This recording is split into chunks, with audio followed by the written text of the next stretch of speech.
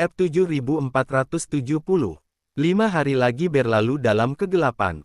Selama 5 hari terakhir, Wu Bolin seperti penambang yang bekerja di tambang batu bara hitam, mencoba yang terbaik untuk menggali es di bawahnya.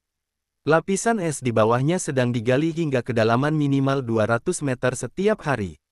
Untungnya, ada angin dingin yang menggigit di tanah, jika tidak, membersihkan tumpukan serpihan es di luar akan menjadi pekerjaan besar. Saat mereka maju hampir 1 kilometer, lampu hijau dan bayang-bayang menjadi semakin berbeda. Yang mengejutkan, cahaya dan bayangan bukan hanya titik-titik atau bintik-bintik cahaya, tetapi tumbuh lebih besar dengan kedalaman yang meningkat. Sekarang, mereka tampak lebih seperti lubang hitam berkilauan dengan cahaya hijau yang samar. Ya, itu seperti lubang hitam. Meskipun lapisan es masih tebal puluhan meter, bentuk dasar dari lubang hitam sudah muncul, lubang yang langsung melewati lapisan batu. Wu Bolin sangat gembira. Apakah gua ini pintu masuk ke kota bawah tanah, atau gerbang legendaris untuk naik ke tingkat yang lebih tinggi? Apa yang paling menarik baginya tentang legenda gerbang kenaikan bukanlah kemungkinan naik dari sana. Lagi pula, dia tahu kekuatannya jauh lebih rendah, dan bahkan jika ada gerbang kenaikan, ambang batasnya pasti di luar jangkauan saat ini. Oleh karena itu, yang benar-benar menarik perhatiannya adalah sekte legendaris yang telah bermigrasi ke Antartika dan menemukan gerbang kenaikan di sana. Apakah sekte itu mencapai keabadian atau binasa? Ditakdirkan bahwa itu reruntuhan sekte dan sumber daya budidaya tidak akan diambil, atau mereka akan binasa bersama mereka. Oleh karena itu, ia berharap pintu masuk gua akan mengarah ke reruntuhan bawah tanah yang dibangun sekte di Antartika. Jika itu memang situs arkeolog, maka itu berarti bahwa apa yang ada di bawahnya kemungkinan besar adalah kota bawah tanah yang dibangun seluruhnya di dalam batu, mirip dengan markas besar fraksi anti-Qing dari dinasti Qing. Lubang hijau bersinar di bawah kemungkinan besar satu-satunya pintu masuk dan keluar ke kota bawah tanah ini. Sedangkan untuk diriku sendiri, aku akan menjadi orang yang beruntung memiliki akses eksklusif ke semua sumber daya budidaya di kota bawah tanah ini. Memikirkan ini, energi spiritual, yang hampir habis, sepertinya diisi ulang dengan kelimpahan, membuatnya tiba-tiba penuh energi. Bahkan, energi spiritual tidak diisi ulang sama sekali, sebaliknya, itu telah habis menjadi kurang dari 20% pada akhir hari. Namun, dia seperti sopir dengan bahan bakar kurang dari 20% tersisa, akan masuk rest area untuk mengisi bahan bakar. Semuanya berada dalam jangkauan, jadi dia tidak peduli tentang hilangnya energi spiritual, karena dia merasa bahwa dia akan segera menerima pengisian yang besar, dan bahkan mungkin menemukan stasiun pasokan yang tidak ada habisnya. Pada saat itu, beberapa lampu dan bayangan seperti mimpi tiba-tiba menerangi gua es yang lebih dari 1000 meter di atas kepala. Wu Bolin mendongak dan melihat aurora bersinar di luar pintu keluar gua es, yang ukuran yang tidak lebih besar dari kepala korek api. Ini membuat Wu Bolin sangat senang. Aurora Borealis, yang telah menghilang selama beberapa hari, tiba-tiba kembali. Dia merasa bahwa kemunculan aurora saat ini adalah pertanda yang sangat baik. Ini adalah tanda bahwa Anda akan segera memperoleh harta karun yang besar dan memulai babak baru dalam hidup Anda. Tubuhnya gemetar karena kegembiraan saat dia tertawa terbahak-bahak di dalam gua es seluas 1000 meter, surga telah membantu saya. Ini benar-benar bantuan surga. Kukira semuanya sudah buntu, tapi tak pernah kusangka ini menjadi berkat yang begitu besar dari Tuhan. Gerbang menuju pendakian ini tersembunyi jauh di dalam lapisan batu di bawah lapisan es Antartika. Bahkan peralatan penjelajahan Jepang tidak bisa mencapai kedalaman ini. Jika tentara Amerika tidak menginvasi Antartika, bahkan jika orang Jepang itu telah menjelajahi seluruh Antartika untuk saya, mereka tidak akan pernah menemukan tempat ini.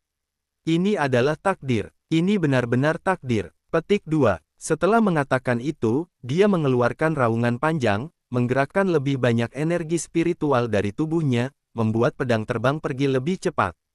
Sementara itu, di stasiun penelitian Nordik, Charlie, Jeremiah Yun, dan Song Ryu masih dalam pengasingan, jadi Maria Lin duduk di samping jendela membuat teh.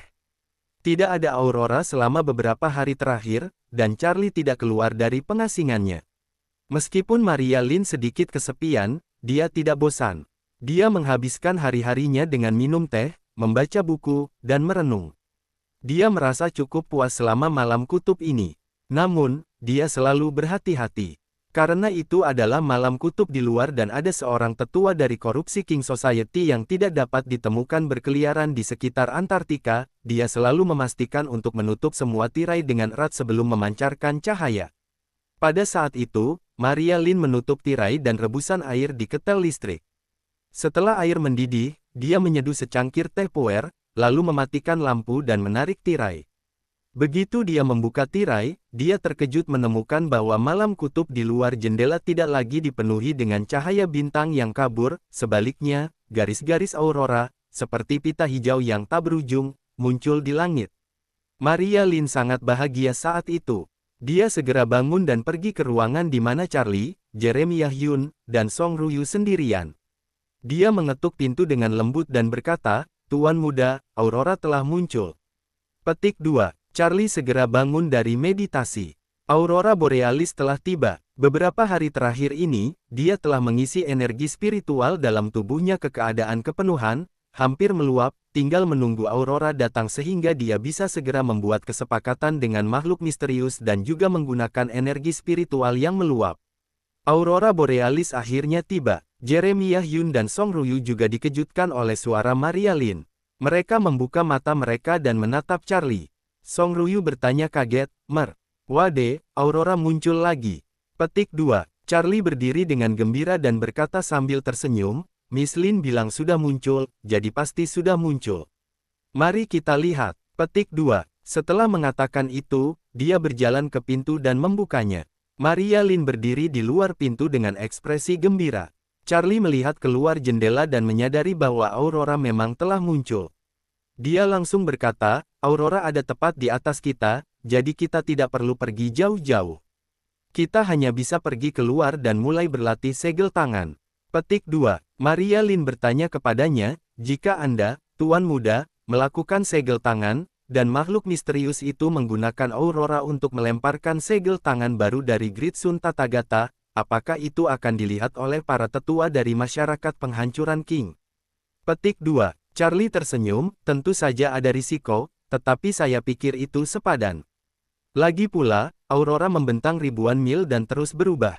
Jika Anda melihat aurora dari sudut lain, Anda mungkin melihat ribuan mil sinar laser tumpang tindih, sehingga sulit untuk melihat bentuk spesifik aurora. Hanya ketika kita berada langsung di bawah sidik jari kita bisa melihatnya dengan jelas." Petik 2. Kemudian Charlie menambahkan, "Tentu, ada risiko yang terlibat, tetapi saya pikir itu sepadan dengan risikonya. Musim dingin Antartika masih setidaknya 2 bulan lagi, dan kita tidak bisa hanya duduk di sini dan menunggu mati selama sisa bulan ini." Petik 2. Maria Lin mengangguk perlahan dan berkata, "Apa yang saya katakan masuk akal. Masih belum diketahui apakah kita bisa melihatnya dari kejauhan. Bahkan jika kita bisa, bentuknya mungkin tidak sama dengan apa yang kita lihat dari bawah." Petik 2. Mereka berempat kemudian segera meninggalkan stasiun penelitian yang hangat. Tiba di halaman, Charlie segera duduk bersilang di atas salju, berniat untuk segera mengaktifkan segel tangan yang menghasilkan sejumlah besar energi spiritual. Pada saat itulah Wu Bolin mengumpulkan semua kekuatannya dan menembus lapisan es terakhir yang memisahkannya dari pintu masuk gua. Yang mengejutkan, pintu masuk gelap sepertinya diblokir oleh kekuatan tak terlihat, sehingga tidak mungkin baginya untuk masuk. Pada saat itu, dia sepertinya melayang tanpa alasan yang jelas di atas pintu masuk gua, dan tidak peduli seberapa keras dia mencoba, dia tidak bisa mendapatkan tubuhnya sedikit pun. Pada saat ini, di lautan kesadaran Charlie, pagoda emas yang sebagian besar diperbaiki perlahan muncul dari laut, diikuti oleh ledakan cahaya keemasan. Sebelum Charlie selesai membuat segel tangan, Maria Lin tiba-tiba berseru, "Tuan Muda, lihat." Petik 2. Charlie, yang sedang berkonsentrasi membentuk segel tangan, tiba-tiba mendongak dan menemukan bahwa aurora di langit telah mengubah penampilannya sebelum dia selesai membentuk segel tangan dan sebelum energi spiritual diserap. Namun, bentuknya tidak lagi menyerupai sidik jari, melainkan panah yang berguling di langit seperti bendera, selalu mengarah ke selatan.